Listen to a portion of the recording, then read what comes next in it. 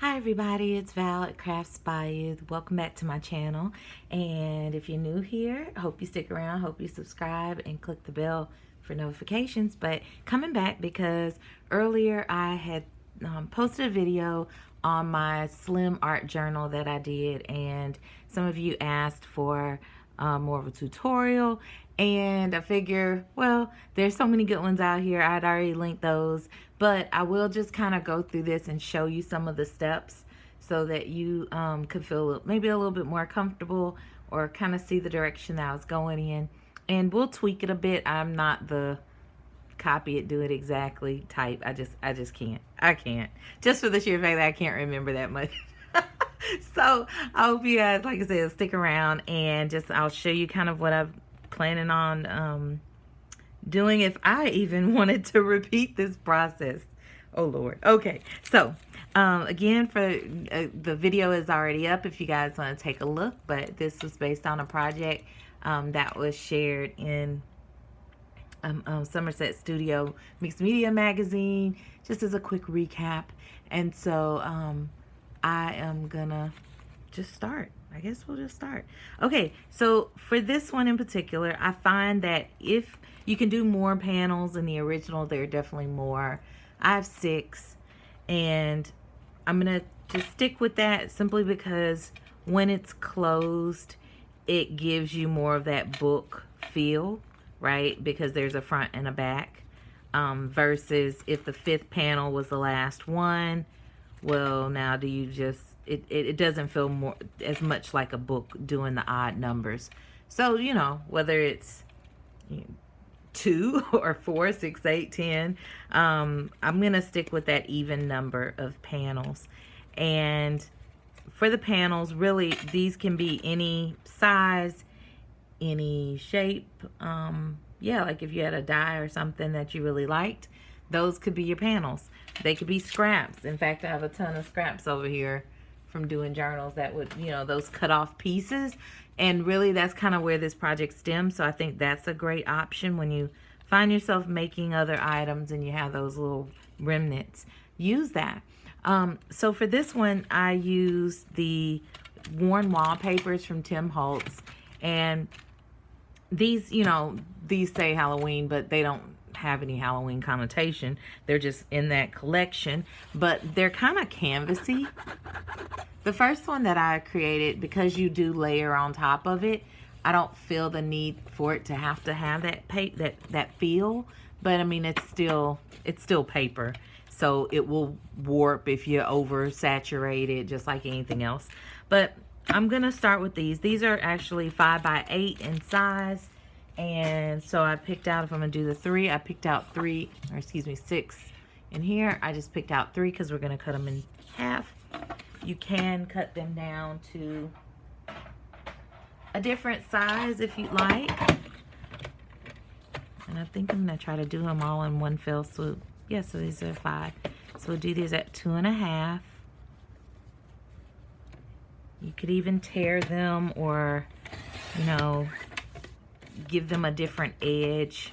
So we've got our 6 panels right there. This is when you would want to decide on the arrangement for them, or direction, if that matters. Oh wait, which direction? Okay, so for me, I think that I kind of liked putting one set that would be totally together there, and then the others can kind of go outside of that. Let me move this one a little bit, but we'll keep pulling that open for reference just to keep track. And so essentially that's what we're going for, something like that. So for the binding of these, this is where you can start getting creative also. Initially, I had just some cotton that was tea dyed or coffee dyed. No, can't smell anything, so I can't tell you which, but it was just some thin cotton. And do I remember where I got this from? No. But this is the kind of stuff that you can take, you know, an old pillowcase or t-shirt, And you could absolutely take those and those materials and upcycle them. And that's kind of the thing. Well, it's the thing I love to do, but it's also the thing I get in trouble with, because then I start hoarding. So don't hoard, just use your stuff up. So this was initially the type of thing that I used for the binding. And what's good about it is you just would simply have, you know, even if you cut this with a really straight edge, it's gonna start fraying. But the idea here is that you're not looking for that perfection, right? So you snip it, and then once you snip it, you can rather easily tear it. So you would get you a strip out of there. Now, how wide were the strips that I used? Let's see. They're about 1 inch. So if you need to understand, you know, like specifically how wide, the idea is just that you don't want these completely up to each other. You just, it's kind of like with bookmaking, you just kind of give that little gap so that it can pivot pretty easily. So that's the same thing. I'm going to just push these up a little bit. You could also take, and I realized this one was kind of looking through supplies, you could just take some ribbon. Maybe you have some I would say maybe a heavier ribbon versus maybe a lacy one. Although now I'm thinking about, I'm like, ooh, lace would be cool. But you know, if you need more of a surface for it to adhere to, maybe a cloth ribbon. And I looked around and realized that I had some of these. These were either Michael's or Dollar Tree, but they're $1. And I thought, oh, this would be kind of fun just to kind of have just a change in the pattern. So I'm going to use this. I believe that I am going to stain them. I don't know. This is when I miss you guys being live, so you could kind of say what you think. But before we get to that point, let's just, oh, these were 8 inches. So I know it's going to fray a little bit. So I'll just go slightly over 8 for each of these strips. And yeah, let's just go 8 1/4 for our strips. Doesn't really, you know, I don't want it to just be so exact that then it's too short. Although, am I really concerned about that? No, because we're just gonna have fun with it. We're not gonna stress about it. And so we need 5 of these. What do I have? 3 of them. 4 and 5. And I'm just measuring down here. But what I'm going to do is, make sure you use your fabric scissors for this too. I'm going to go ahead and then take these and then use a little Distress Oxide spray, or Tattered Angels, whatever you got. I think I'm going to do that and just kind of grunge them up a little bit. And take a heat tool to them so they can dry quicker. Rough up the edges, and I'll be back. Okay, we're back. So we went ahead and sprayed these down, kind of, you know, fooled around with the edges, roughed those up a bit, and it's kind of an in-between. It's a little grungy, but nothing too crazy. So you still get the pop of color, the contrast. But what I'm going to do now is set these to the side. You could set that aside to dry. Those are already dry, but you could do that while you work on this next part. Now, when I initially did the back side, I sprayed it with the oxides and then came back over and did some stenciling to give it more texture. This time, I think what I'm going to do is just have a little fun, get the oxides out, and take these, do a little smooshing with them. That way we can maybe get some extra layers in there. And so I'll make sure that I pull out my heat tool for that, my heat gun. And, well, technically it's an embossing gun, but you know what I'm saying. And go ahead and do that so that we can get some color on the back of these. Yeah, I mixed them up, so I hope y'all remember the order. Okay, all right, so let's get started on that. And I'll leave this live. I'll just go ahead and speed it up.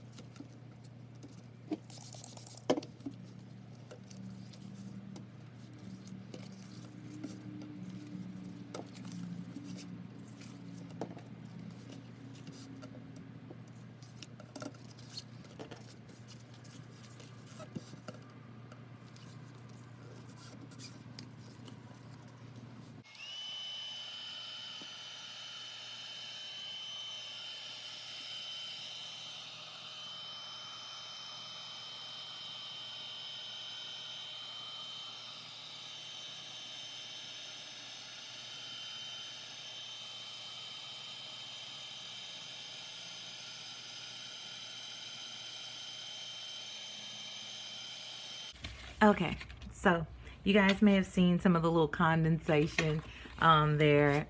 This one especially, it was just extra saturated. So no big deal. If that's not the look you're going for, then absolutely, you know, just put some other paper on the back. That also would be helpful if you had, instead of cardstock or a mixed media paper or watercolor paper, if you actually just had thin scrapbook paper, you for sure would probably want to double it up.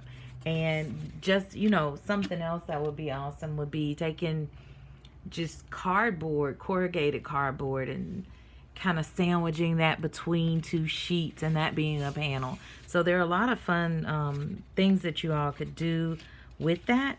Just, yeah, that's the beauty of mixed media, is not fretting about it.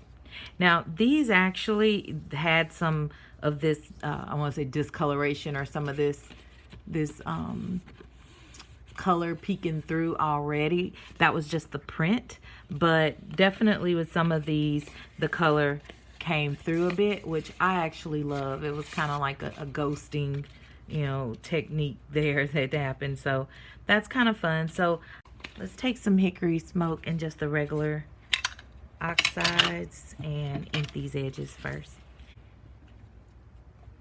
And so we'll just finish this up. Again, it's not that it's there's any necessity to any of this. It's really just kind of creating layers on your piece, and those little details just add interest later on. Okay, so make sure don't mix up my oxides with my regular distressings. Okay, so again, I've mixed them up. I think this is like a memory game or something. And here's another thing. This first panel is going to be your cover, right? As you close it, it's going to be this one. So just consider that also. If that was the look you're going for. If it's not, you may want to switch these up. I really like this. Let's just look at these again. And don't forget, this stuff is going to be covered up somewhat anyway, on the front, the back. So it's not the end of the world. All right, we're just gonna leave it like this, okay? We've got I was gonna say a stencil or an art mask from Carabelle Studio. Here we go. And we're gonna use that. And one of the options, or what I used previously, again, this is kind of what we got before. I used the Gina K glitter gel that she did with Thermal Web, and this stuff is nice. Like, it's kind of it's like a little crystal lake. I don't know if you can see that right there, but it's rather thick, and this is in the color white. And what I think is that, you know, to keep your costs down, get this stuff and then tint it to the color that you would want. But what I'm gonna do today is kind of show you, you know, another way to make this if you don't have access to it. And that is with just taking this soft gel medium. This isn't a gloss. I would recommend keeping it glossy, since you're gonna talk about it having some shimmer to it. And taking this and adding it with glitter. This is another way too where you can really use up some of those extra glitters you may have laying around that you haven't found, you know, something to do with. So this one is from the Rubber Cafe. You're So Fine Gold Medal. But this fine glitter, and we're gonna take that and just kind of go on here. And again, I'm not really trying to keep a specific pattern or have it say anything. So we're just gonna take a rubber spatula and then some of the gel. I want to make sure that I get enough that I don't have to come back and make some more midway through this. So what we have here, this is what I'm using. That is it. And I'm literally going to just dump this into it.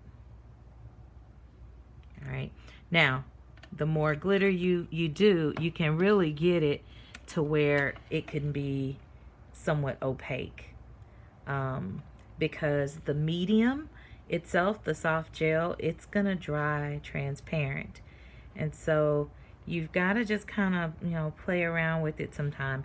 If you feel like you're not sure or you need an exact measurement, if that's the, you know, that's the way you craft, then measure it out and do some swatches, and that way you can kind of have more precision with it. But I'm gonna stick with this. I gotta be free. I gotta be free. And also too, when you go to do this, make sure that if you are trying it out, test it out on different paper. Do it on some, I was gonna say khaki. Do it on oh my goodness, craft. Do it on some craft, and then do it on some black and white, and just make sure you kind of have, you know, an idea for the different backgrounds. Or gray, even if you've got a good amount of gray tone paper, which I love, which is hard to find sometimes. All right, so we're gonna go with this. I think it's mixed pretty well. And I'm just gonna, let's see, maybe I'll pull 3 down at a time. And the biggest thing will just be making sure you get your stencil into some water by the time you finish this. That way you can make sure that, yeah, nothing's too stuck on. All right, so a small amount at first, just to kind of get the idea. And again, this is going to be somewhat transparent, because I didn't add, you know, a crazy amount of glitter to it. But you can make it more opaque, so just be aware of that if that's the look you're going for. But also remember too, because we're using the glossy gel, that's gonna change. You know, we're working with the oxides, which I love because they're kind of like that chalk paint look. That's, you know, with the oxidation. So you've got this matte kind of finish, and now we're adding something more shimmery to it and glossy. But for me, that's where the fun is. Alrighty. And you know what? Let me get a wipe. Gotta keep those wipes around, especially with this stuff, because it'll get hard. But if I don't want it on the front. Oops. Here we go. I just wiped that with a baby wipe, and I'm sticking my paper into something wet, just because I'm smart like that. And really, I mean, you honestly, you could just stencil this entire thing, you know, if you wanted just to use a larger format of a stencil. But that's a new way to bring life to your stencils. Just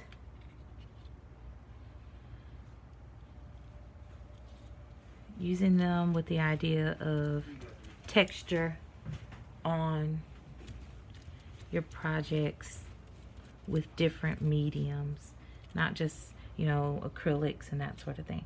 So don't forget this one, and it helps that it's got a little bit more of that photo, vintage photo on there. But this one is going to be your cover, so to speak. So if in fact you are going to have a closure that you wanted to do very specifically, you know, you just have to keep that. Keep it in mind. Sometimes I get lost in the one thing that I'm working on, and then it's like, what? Alrighty, so I'm going to stick these to the side. I'll heat them with a heat tool, hit them with a heat tool, or maybe let this dry. I'm gonna use the rest of this up on some other paper that I've just kind of got laying around, and come back and we will start on the binding. All right, y'all, I'm back. So now I'm gonna just show you how the finished product was for the back, and also how to get these laid out so that we can go ahead and bind them. So if you're looking at it like with the book open, this is the way you want to see the panels displayed. Then the way that you're going to do this is, and I know this is like a simple thing for most people, and they're just like, okay, duh. But for me, it took me a minute because I kept throwing myself off. Plus, yeah, the patterns, blah, blah, blah. Anyway, you take the very first one, which would be this one, and you flip it over and you put it down here. So what I'm gonna do is, as I flip them over, I'm just gonna kind of show you with that soft gel and gloss mixed with our glitter.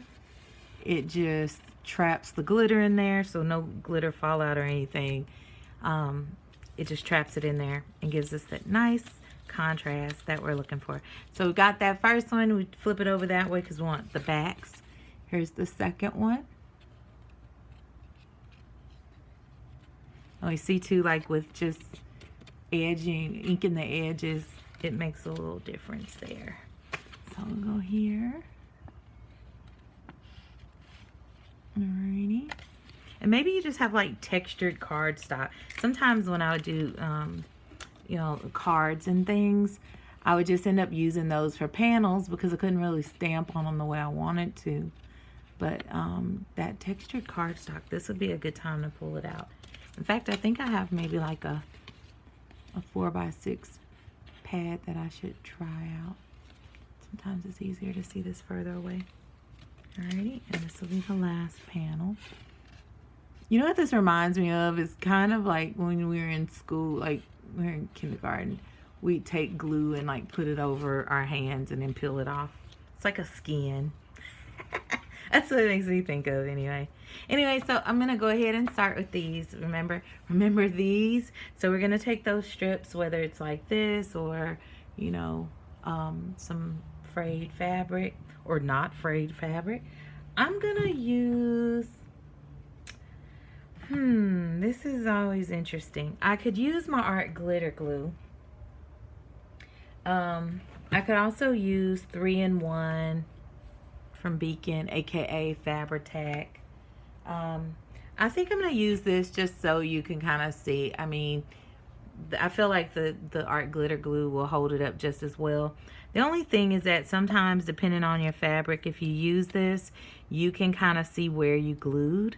Let me see if I have my very first one. All right, I'm gonna show you on this one. Wow, this looks huge compared to this. So here's an example, and I believe this was using the Fabri-Tac. But you see with the fabric being so thin that you can see where there's that line. Now when you're going grungy, this is like, hey, just got a freebie, right? But if that's not what you're going for, you know, you need to consider that. So because I'm just in the don't really mind it stage, I'm gonna use this just so we can kind of see what happens with this ribbon. This is definitely not super thick, but it's definitely thicker than this. So let's just see if the ribbon gets affected in that same way. And honestly, I'm sitting here, I want to say that it's this and not the art glitter glue, but I feel like I used art glitter glue. I don't know. Well, let's use this and see what happens, okay?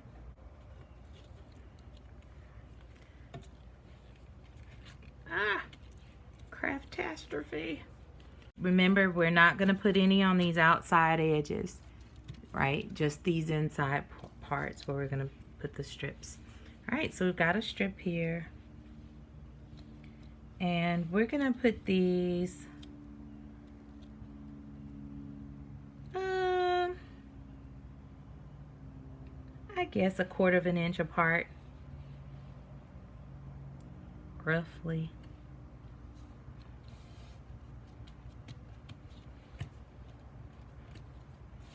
I even like the idea of just like gathering fabric up through here. That feels fun. Oh, let me space it. I don't think it matters if it's this far apart. I think what matters is just that it's not completely touching, honest to goodness. And then I would say the second thing would be that you just be consistent. I don't care what you do, just do it consistently. Just do it consistently. Alrighty. Not saying that's my strength, but we're trying. Alright. So let's just try to do the same here. Maybe pick up my pace. come back and check these also. So far, not seeing any glue coming through, and maybe it's dried up and that's why. Now I definitely feel it getting tacky here, but I would say usually you would see it kind of coming through the ribbon, and that would just probably be because of the acetone. All right, and so we'll get this on here also. Again, this is our cover piece.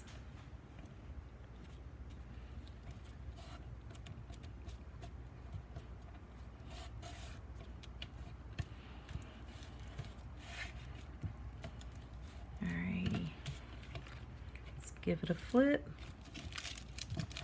Ooh, crunchy, crunchy, crunchy. No, it's just because of the gel is still a little, it's not cured. So you're hearing it on that glass. Oh, hey, that's I was just gonna say, do the pool test and you'll know what's stuck down and what isn't. Alrighty. So you still got a little space situation happening. Alright, so I'm gonna just lift it up.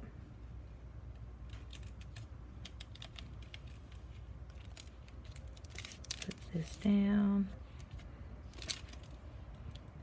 Let's see.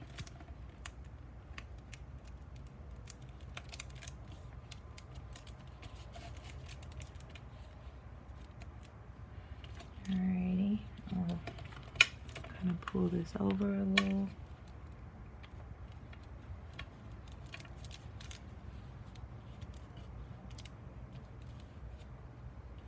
Alrighty.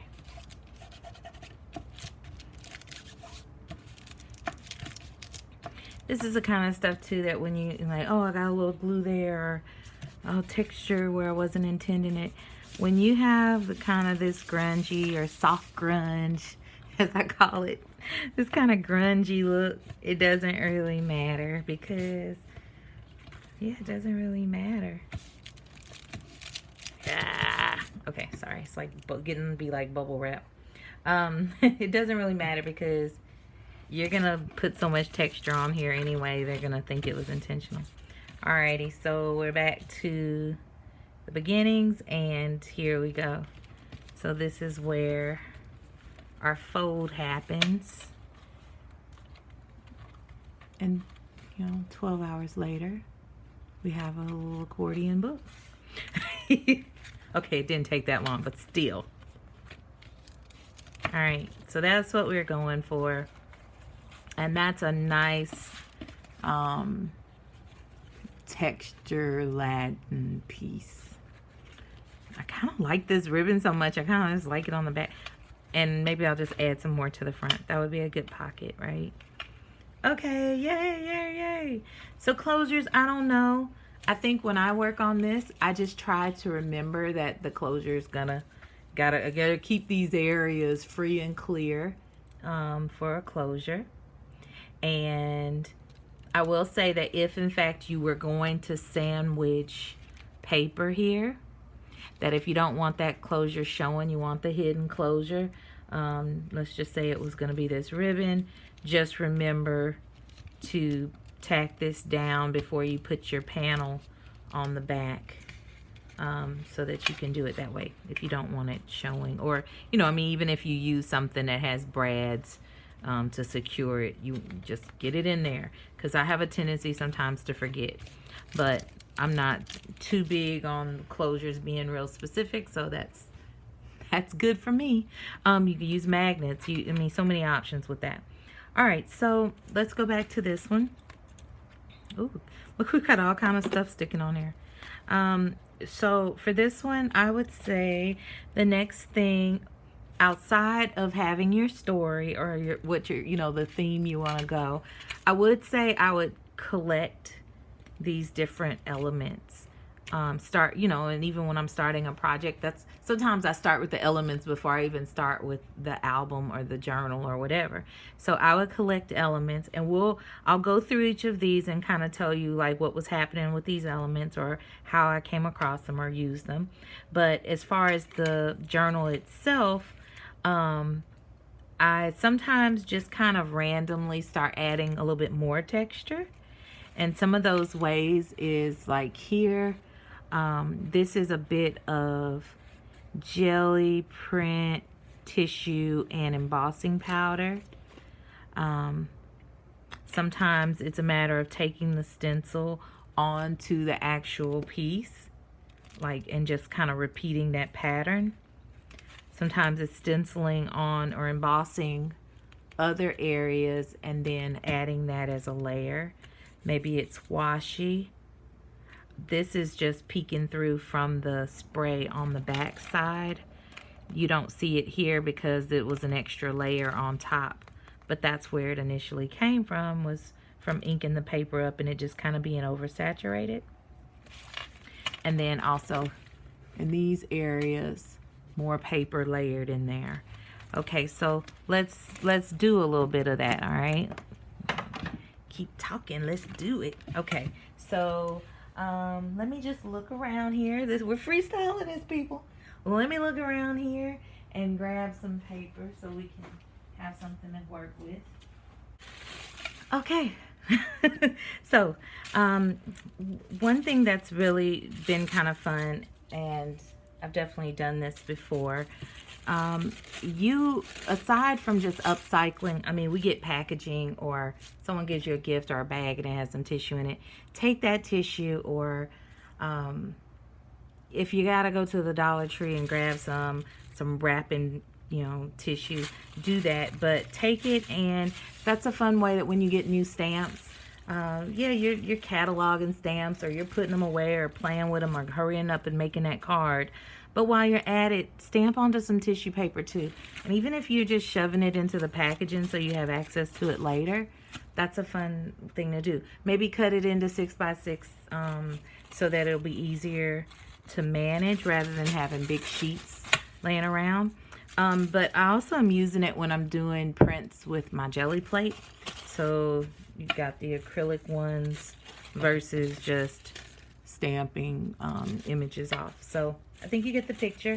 The other option is when you've gotten printed tissue paper. So that's another way to kind of work with it. I think I'll go with this printed one.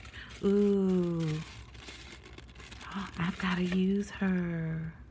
Ooh, okay, that's a good one. But like I said, whether it's gonna be, you know, monochromatic, or you're gonna have something really colorful, and even, you know, I did use this one on that where there's some metallic paints added to it, stenciling and doing the jelly part of it. Or even if you took like Delicata inks and stamped onto it, that's another way to do it. Okay, so let's just take some of this and get it down, and I feel like this is kind of that same vibe. Just kind of tear some of these edges off and add it in here. And what are we going to use? I'm going to use some of my paste. It's like an Italian paste. It's like one of my favorites. I just ran out of the stick, but Lord knows I use this one up too. It's like an Italian school glue. But I'm going to start carrying this in my shop because it wasn't the easiest thing to get a hold of, and I like it. But a regular glue stick is fine. I just really prefer glue stick when I do collage. I also like it when I'm doing my albums because, yes, I'll use some score tape, but I come back and I'm totally wanting to have room for error. As you see, I have plenty of errors. So I like to have that room where I can kind of wiggle it around and get my stuff on there straight. Otherwise, card making is horrendous for me. It's a horrendous experience if I don't do that. Alrighty, so I'm just gonna kind of collage that down, and Let's get some more. Ooh, I like this with the sweet love part up here. It's so serendipitously done happening. Serendipity. So let's just kind of go somewhat up here. I don't want to go too high because one of the little aspects was adding the numbers, and I do want to do that, but I'm gonna add her here because if I mimic the first one that I did, we have the little cameo of the lady, and I don't even know, actually now that I'm thinking about it, I don't even know if I have another one of those pieces, but regardless, I kind of like this vibe. These are fun though to me when you have those little extra pieces and you're like, oh, I really like this. I just keep holding on to it, but you're not even sure like what am I holding on to it for? These kinds of things are really fun to use them for. And you know, I keep saying that about having the story. You don't have to have the story. You could just literally have it be that it's just for you. It's the bits and bobs journal that you've collected over the years, or things that people have sent you in happy mail. Alrighty, I'm gonna stick a little bit more of this down. I don't know where.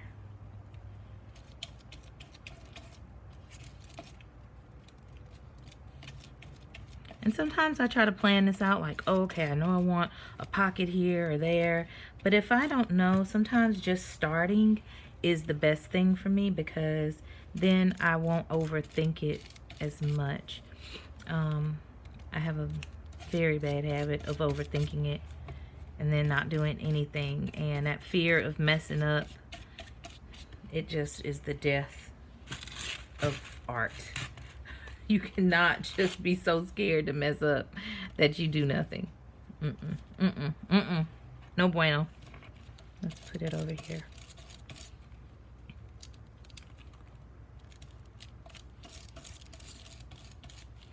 I realize normally I would do brighter colors, I think. I think that's what I'd probably do. But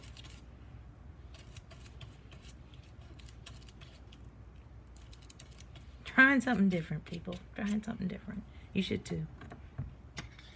Okay. We'll put that over there. Do it with a heat tool.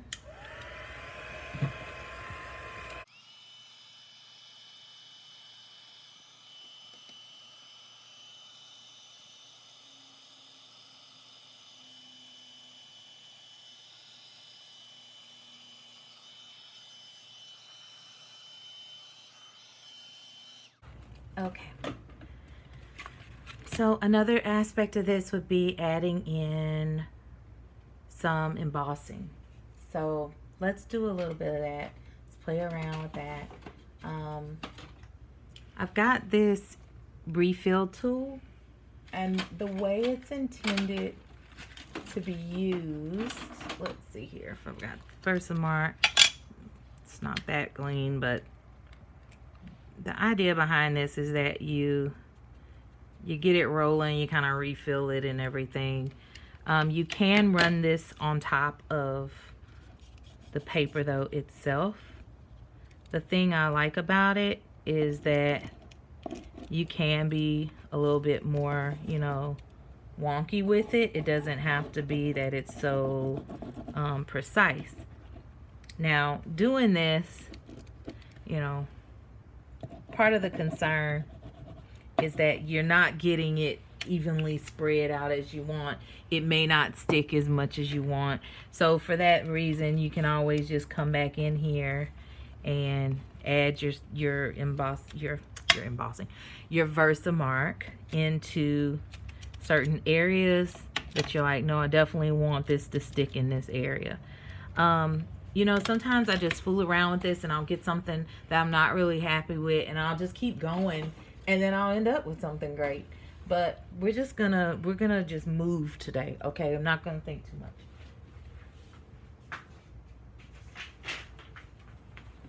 All right, so let's just start with this. Maybe by the time we get to it, it'll dry it out and it won't matter anyway, right? Maybe, maybe not. Don't know for sure. I'm gonna go in with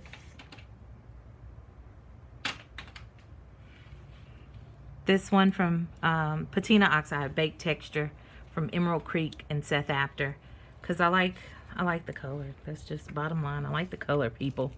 All right, let me just kind of go over these areas. I don't even remember half the areas.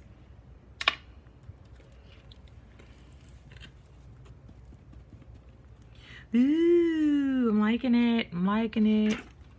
I'm probably gonna end up using this whole bottle because I can't remember where I put the juice.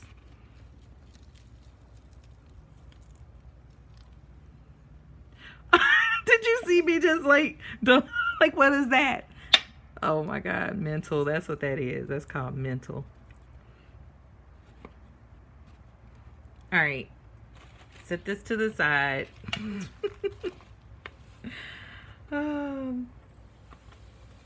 Emerald Creek's been working with different artists to do embossing powders that have inclusions.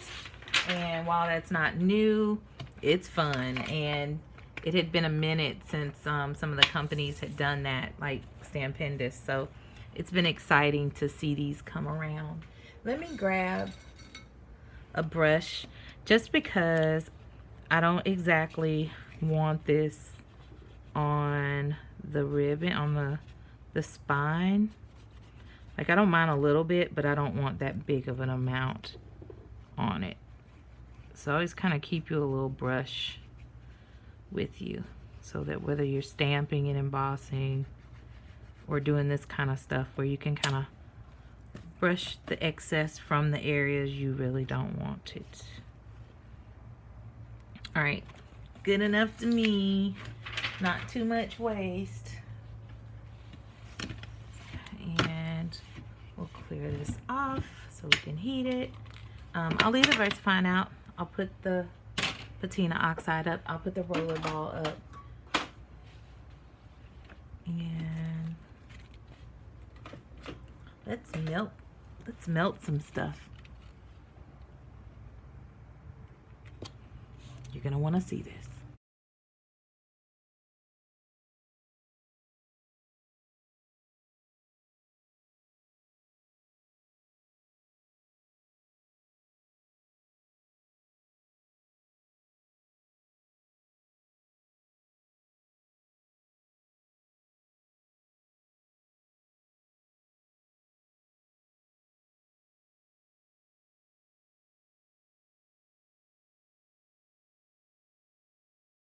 Whoop-de-doo. Okay.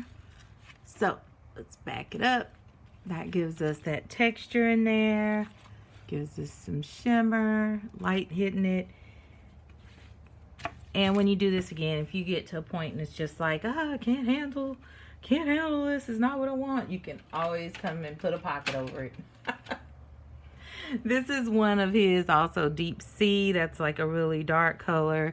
I use this one in there. There's also one, I'm looking for it.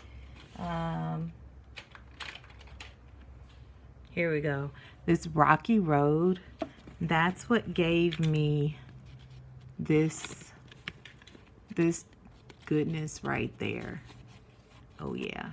It's like molten rock gravel. So that was a lot of fun to use.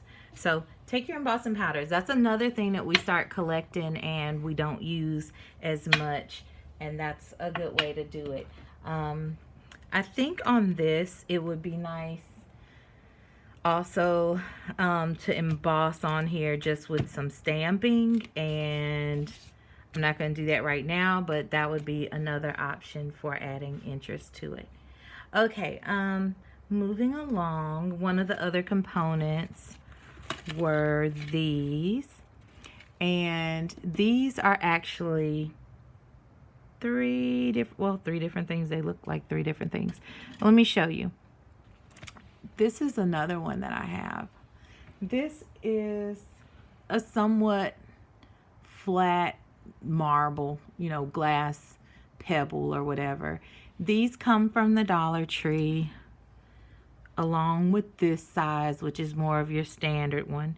And it's the ones that have the flat backs to them. I really love them, even though they're heavy as all get out. I mean, you can get like a whole bag of either of these sizes from there.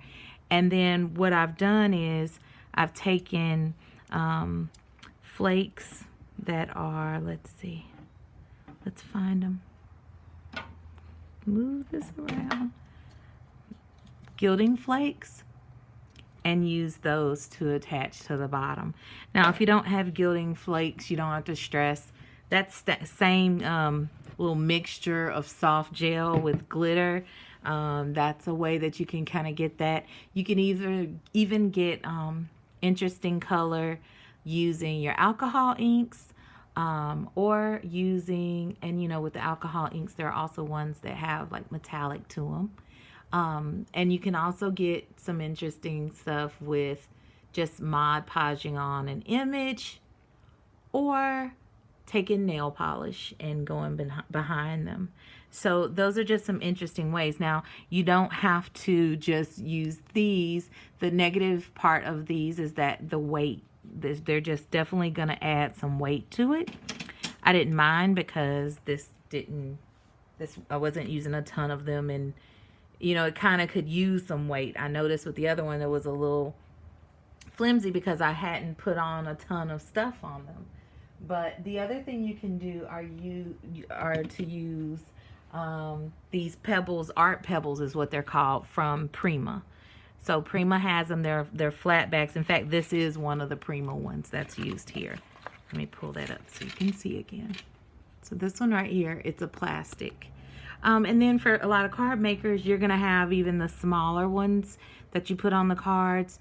You can use those as well. Or you could just go and start pulling out those gemstones and things that you've been using in scrapbooking and card making also, and add those as components. You can use tonic drops, the Nuvo drops. Those will work. So just kind of having some raised texture, but I love that feeling. And yeah, they're glass. So if you drop them, they might chip. Just ask me how I know. Okay, so there's components like that. There's also components like this. Now, with this one, this is actually a chipboard. Let me show you. This is a chipboard piece. So certainly you could die cut some, or you know, buy the pre-made chipboard that's already done. I think I have around here a chipboard key that we could use. With this is something that you can use an embossing powder, like a specialty one. For example, this Chunky Rust one from Emerald Creek that Seth After did. But there's also another way to do the rust, and that's just with some basic acrylic paints and a little texture paste. So let me grab the key and do that. This is a piece of a paper clay that I did a mold with the clock, the Prima clock. So I did that, and I added the same method to it, is what I'm trying to say. All right, so let me show you how I did that, and I'll be right back. Okay, so it wasn't a chipboard key. It was like a little wood piece, but this will work just fine. We're going to take some basic things here. So I've got a distress paint in ground espresso. Basically, you just need some sort of a brown. I've got this umber. I'm going to use a little of it also. I think that will kind of add a little something to it. It's just, for us uneducated folks, paint folks. Hey, it's kind of a greenish brown, all right? Let me take a little bit of an orange and put that there, along with this Sedona. So it's a red.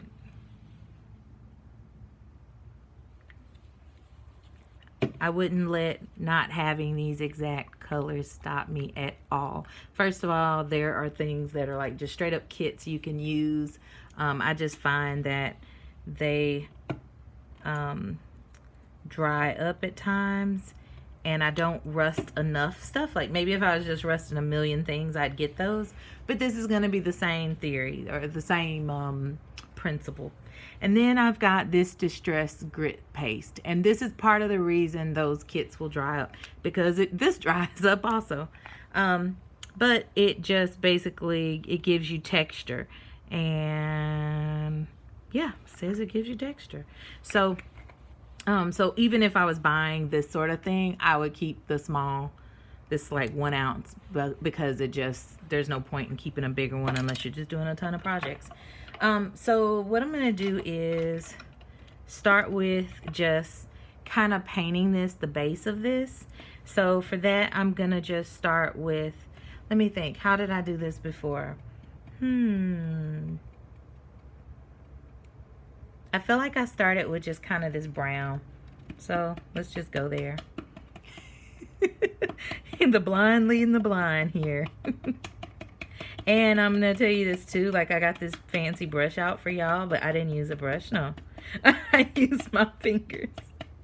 Because in my mind, I'm thinking, well, I'm probably going to need to add texture. And what better way than just, I'm going to just put some water over here. Kind of act like I'm cleaning my brush. What better way to add texture than to just use your fingers? I don't know.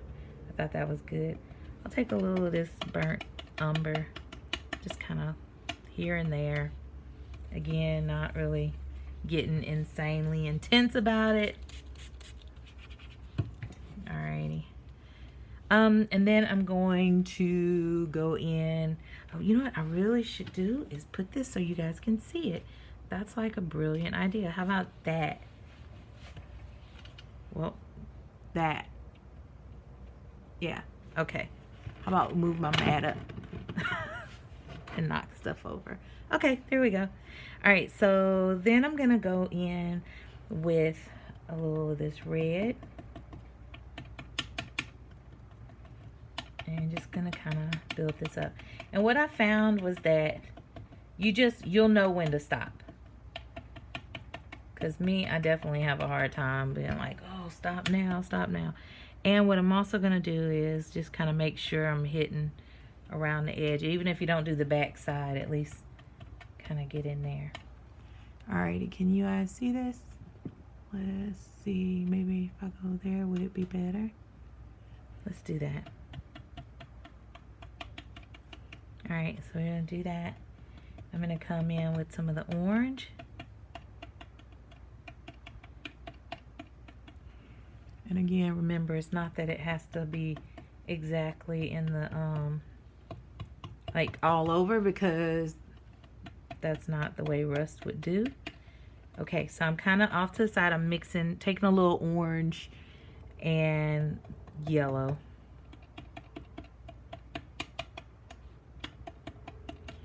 All right. Orange, yellow, and red.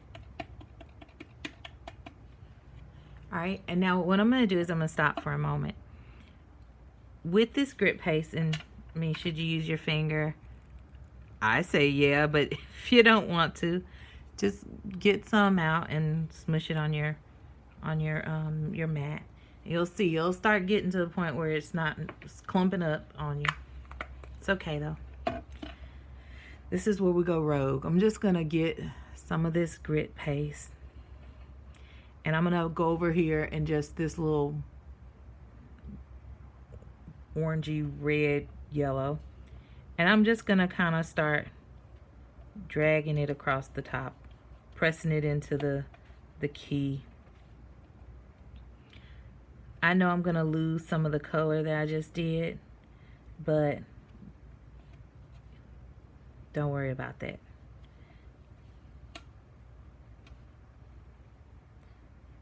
Just gonna pick it up.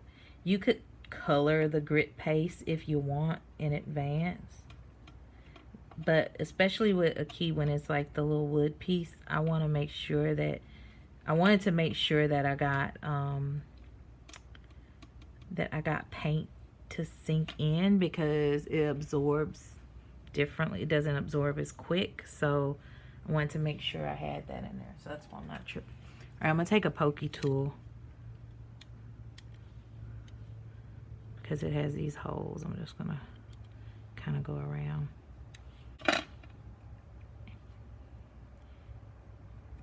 And could you put this down and then dry it and then come back to, yeah, you could do all that. But ain't nobody got time for that. So I am like even leaving texture sitting on top of there.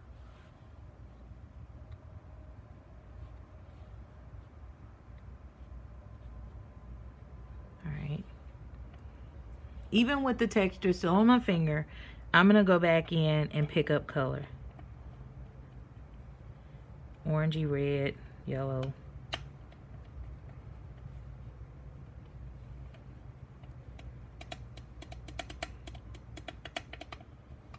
All right, I'm gonna go back with that umber and some brown.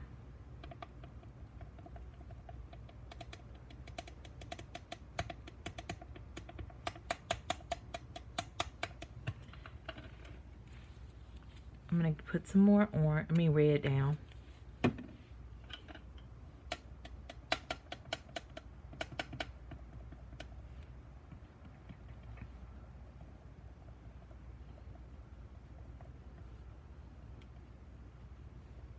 And you know, even if you didn't have a brown, literally by you mixing some of these, like the orange with somewhat of a green kind of color, you're gonna get some brownish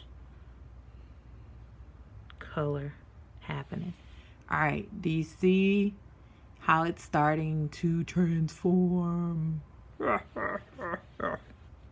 right, so I would then just kind of start putting the pops of red. What happens is you get these bright colors that kind of pop through, but that kind of just provides that contrast. So a little orange and yellow off to the side, that provides that contrast of what rust kind of peeping through looks like. And as you play with it, you just kind of go between these colors until you're happy with it. And at first I was like, oh no, this doesn't look like it. But then after I stepped back from it, I thought, oh wait, no, wait a minute. We have something here.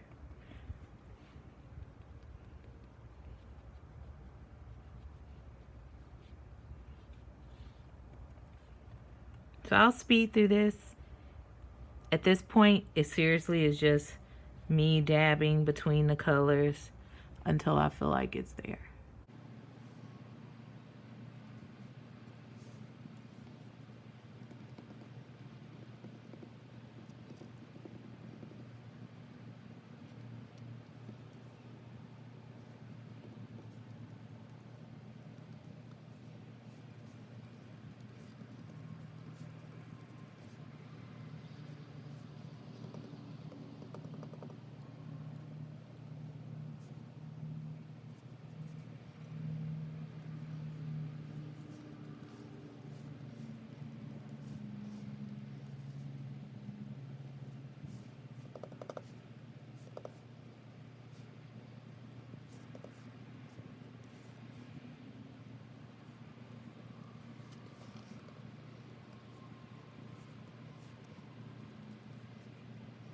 Alrighty. That's my key. Alright. So that is my non-scientific way of doing it. I'm going to clean up this mess and I'll be right back. Hey guys, I was just heating up the key and I wanted to show you something with using that grit paste, the texture paste. When you go to heat it, and maybe it's the acrylics a little bit too, but it starts kind of bubbling, and I was just thinking about how that kind of gives you some of that texture too. So I just wanted to kind of show you guys.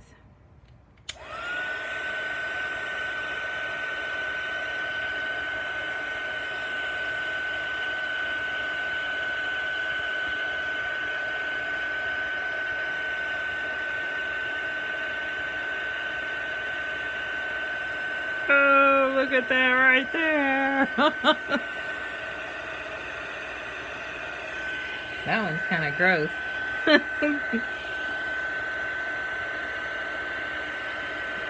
still, you see like down here where the paint covered it. Ooh. It's kind of cool, huh? Yeah. Fun little discoveries when you don't know what you're doing. Hey, you guys, you can have the most fun just fooling around. You'll actually like feel like a little crafty scientist after a while. You might not be able to explain it, but you can claim it. Yeah, get these little grossy things out of there.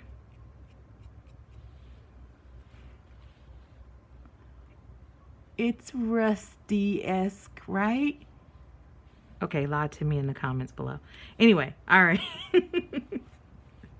All right, so just showing you guys again. That's what we started with. That's what we got afterwards, and not too shabby. Not too shabby. Alrighty. Okay, you guys. So another place where embossing powder and rust and grunge, soft grunge comes into play are with clay pieces, paper clay, and also with metal. And so one of these I want to show you first is here, this element. So this is actually a piece of metal, a metal tin that comes sort of like ribbon. Hobby Lobby, I know for sure carries it, but you may also be able to just like find some things, you know, in the yard or with tools and that sort of thing. But it's actually a fun thing to use and to alter, whether it's with alcohol inks or chalk paint, that sort of thing. But I really like embossing on it. And so do I have the whole ribbon piece with me? No. It's about this big, and like I said, it comes usually with things that have more like in the floral section, I believe, of Hobby Lobby. But I did have this little piece that I had started with because I was trying it out. And you can see the back side. This is what it looks like when you get it on that spool. So I just kind of want, oh, got rust all on me now. Rust paint. But this is what you're looking at or looking for. A big ribbon of it like this. It is sharp. That's why even here, like, it was kind of bent back on itself. And I did bend this back on the sides so there wouldn't be that sharp edge. So you just kind of got to be careful with it. But with it being metal, it was fun to emboss. So I thought maybe I would just emboss this side, show you guys how that works. And again, with this, I used the patina oxide from Emerald Creek or SethAfter.com. You can get it there. And his chunky rust, which is right up here. Chunky rust and patina oxide. And the patina oxide is actually what we used in our book. So I'll just show you that. The rust is kind of like flocking. So don't breathe deeply when you're using this. And seriously, it's as simple as pushing the metal into the Versamark. Getting that there. I'm gonna have to use tweezers on this one.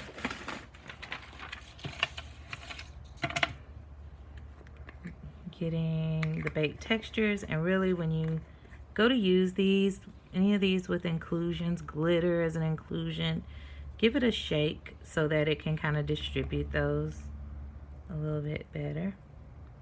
You're gonna do that there. And then I won't just put this one on top. I'm gonna do that. Let's put this back in. Look at all that goodness. Little rusty bits.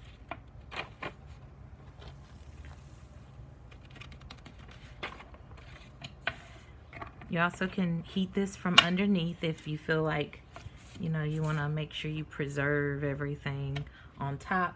But I'm not going to stress it. I'm just going to go ahead, heat it up. And then what I'm going to do is kind of sprinkle this on the top. So I'll take the lid off and just keep it over here. But watch. Uh-oh, let me use my other heat tool.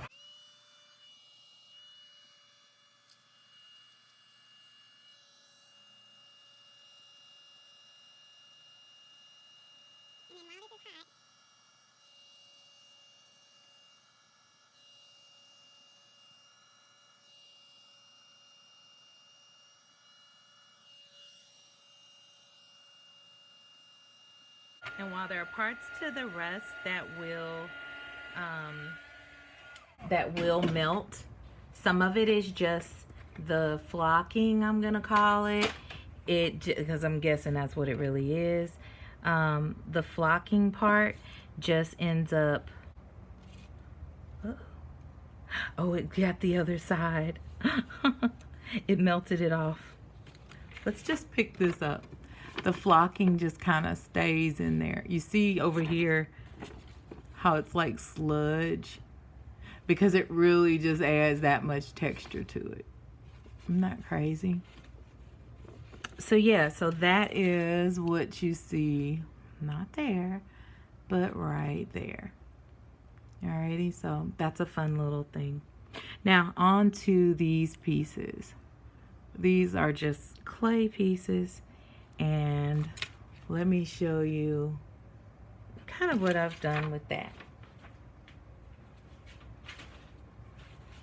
With these, I find that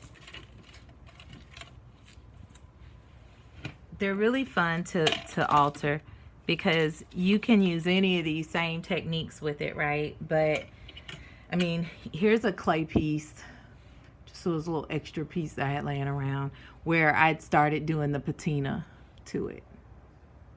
So you see the rust on that side and the patina one on that one with the embossing powders. So you can emboss on them, but for me, a lot of times what I'm doing with them is painting on them. So with these, I've used waxes, but on this one, just simply my distressed oxide inks, and just using the inks as the paint. So I would just say, let's just take, for example, looking around here, let's just take the mowed lawn.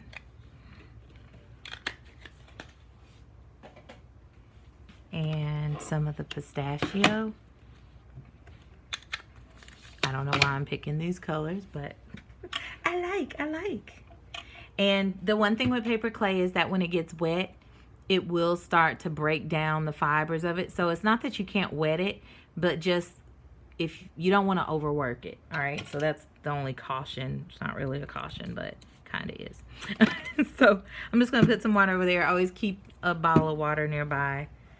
And I'm going to just kind of go in with the colors, and not even like trying to be super intentional with it. Just kind of bring in enough water so that I can blend some of these colors together and transfer it onto the clay. And with these smaller ones, you want to kind of have a finer brush if you really want to get into details, or be ready to take a stippling type brush so you can kind of just go inside of there. And so even with my mixed media kits that I have in my store, those we have some paper clay elements. I know in the first one, yeah, in the first one for sure. But I just love them because they honestly will be whatever you want them to be. So if you want them looking super fresh, you know, that's the kind of paint job you give them. They'll just be what you want them to be. And I love that they're forgiving, because even if you do all of this and you're just like, no way, I don't want green at all. Like seriously, you can cover it all up. Even if you use acrylics to do that. I just really love my oxides. No joke. Anything that can give me an extra cool factor with the paint, and not just be like, hey, just out the box blue. You know, I love blue, love green, but if I just want anything extra, it's like, love them. And since it's water-based, it's like, it's forgiving. Okay, so again, we're just taking it and painting it up. And this is exactly the same technique that I used with coloring my little lady. All right, so that's really fun. And so what I'll probably do is put one of my little images, like the little photo booth images from Tim Holtz are really good for that. Or even better, you can make it more personal and find photos that you have of yourself or relatives, your own found relatives, right? When you do these, certainly, like I said, there's the making it. This is almost modern in terms of like the coloration, right? But if you really want to, you know, get the gildy look, then go for the gilding paste, because why not? So whether you have the oh, what are the main brand? What's the main brand? I just can't even think of it right now. Or if you have the Art Alchemy ones, that's the other one. Oh, what is it? I can't think of the main name. But these are just fun to use, and they smell really good. I wouldn't suggest going around sniffing them, but I mean, yeah, they're just easy to use. Like, so in an instant, you've added so much dimension to it, because now you can really see the detail of it. But I wasn't mad at it without this on there. And then once you let this set for a few hours or so, it will become permanent. Doesn't mean you can't do another technique on top of it, but it just means, you know, it's not like taking some lipstick and rubbing it over here and knowing that's not gonna stay put. Yeah, so just a fun way to add more dimension. So I could totally see in the little book here adding this in and doing that. So that'll be a fun element, and you can kind of go along with the pieces there. So those are some of the key components for doing this. And even with doing your numbering, you can hand do these. I took one of my Tim Holtz dies, the steel rule dies, and did my numbers. Or if you have a particular style, you don't have to put numbers. This was kind of along the, you know, the vein of the original art. And what else is on here? This, just a little tea bag, but you can make any little album. Taking this chipboard and just layering. Everything's just layering at that point. And even taking one of these, and then I even embossed the back, but taking one of these milk caps and punching a hole in it and adding little bits to it. Taking the little rust embossing powder. Taking tags and making pockets, stamps, and using those. Taking vellum and parchment papers that have been dyed and adding stickers to them. That's what we got going there. Ribbons and layering them, flowers, and altering them. So you've got the different ideas. And even with the photo, I just put a piece of mica on top of that. So lots of little fun elements. I really hope that you guys do this and that you show me what you were able to come up with, or, you know, tag me, or, you know, at Crafts by You. Do a reply video. I would love to see that. Or just talk about maybe the ideas you have for doing it, if in fact you don't want to do it on camera, or just, you know, show us your project. I would love to see it. But I hope you guys can make some of these components. Ask me if you have any extra questions, just ask me below.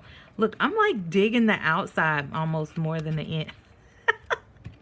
I'm a nut. But I'm definitely enjoying doing the slim journals. I'm going to do some more, but I also want to get some other videos up pretty soon. Hobonichi ones and junk journal type stuff for you. So I'm going to work on those and get back to you. But hope that you enjoyed this. And again, ask me any questions below. And if I can't answer them, I'm sure someone in our community can help us. But let's work on our projects together and keep crafting. Thanks, y'all.